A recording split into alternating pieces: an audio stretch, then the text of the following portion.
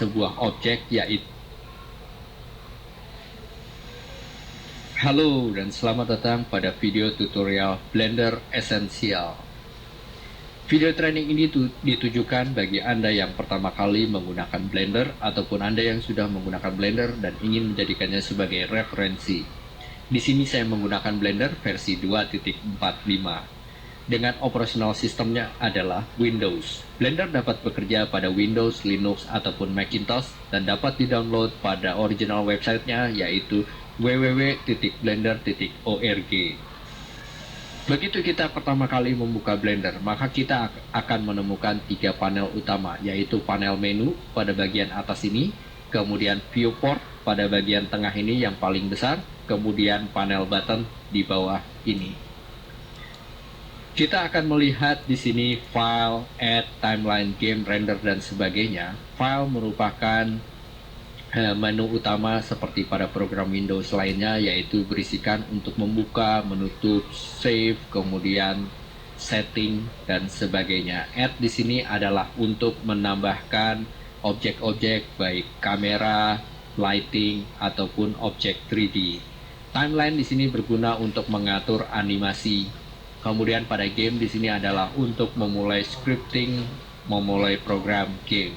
Pada render di sini kita untuk melihat hasil rendering ataupun settingnya.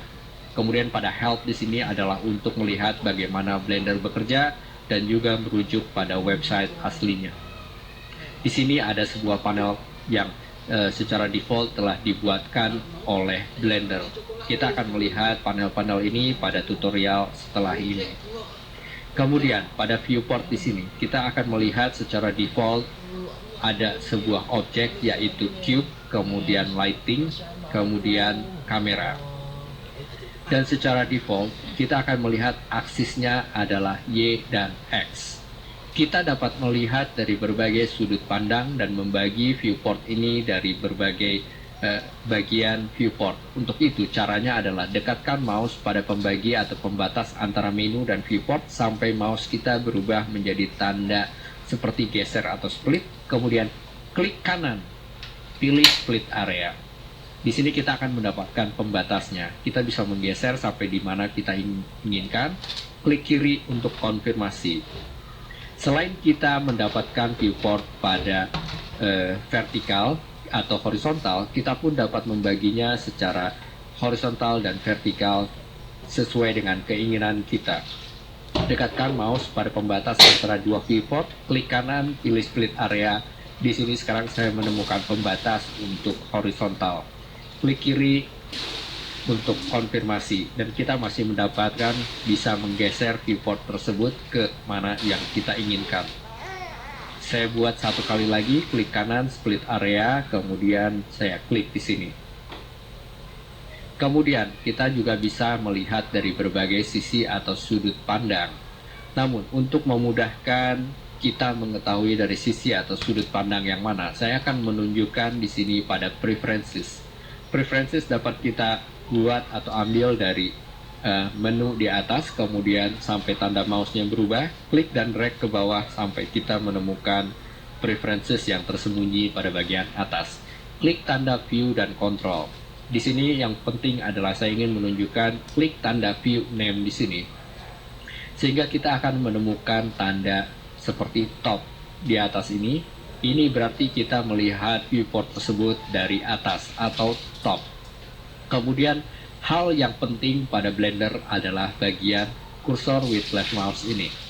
Kita melihat di sini secara default yang aktif di sini adalah right mouse. Artinya, untuk memilih atau menseleksi objek kita menggunakan klik kanan, bukan klik kiri seperti pada program Windows lainnya.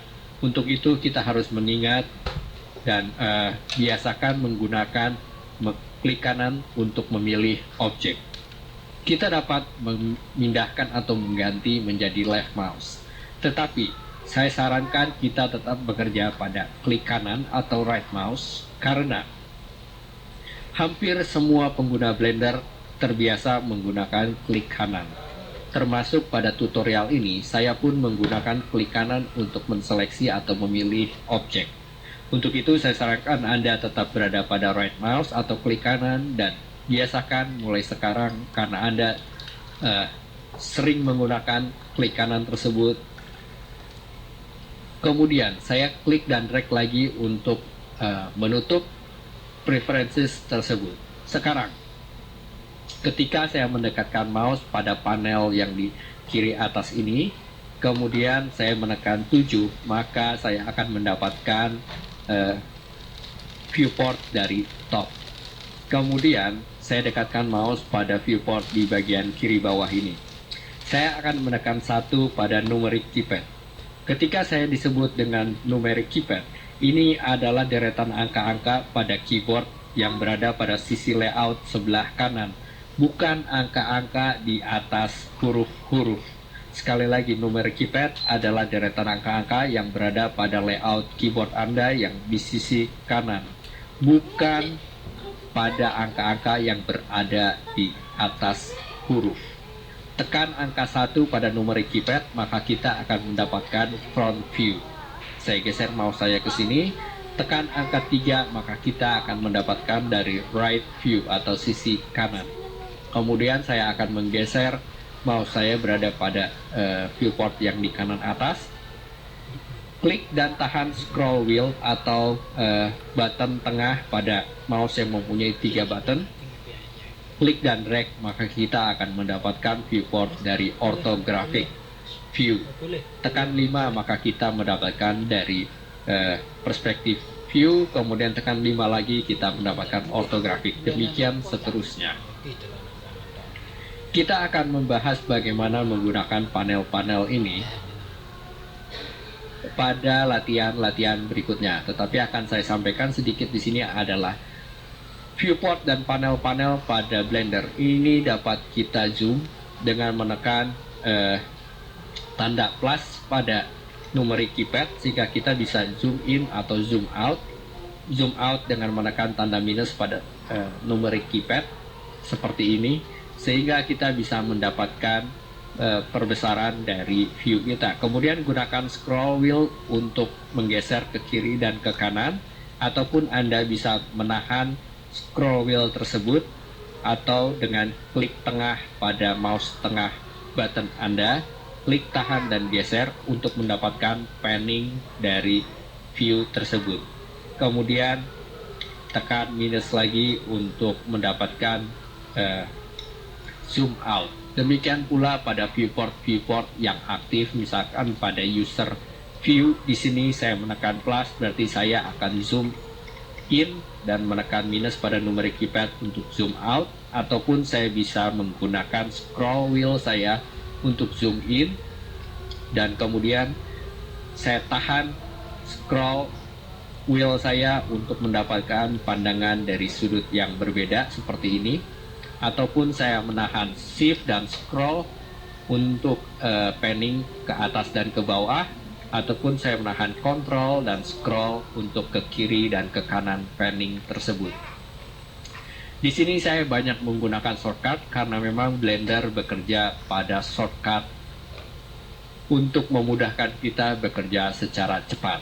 Sekali lagi saya sarankan Anda mengikuti shortcut-shortcut tersebut karena ini akan membantu kita bekerja dengan cepat. Tentunya selain kita menggunakan shortcut, kita bisa melakukan dengan cara yang panjang. Misalkan untuk melihat view, kita bisa klik di sini view, kemudian kita lihat di sini pada bagian side, ataupun kita kembali pada front, pada top, dan sebagainya.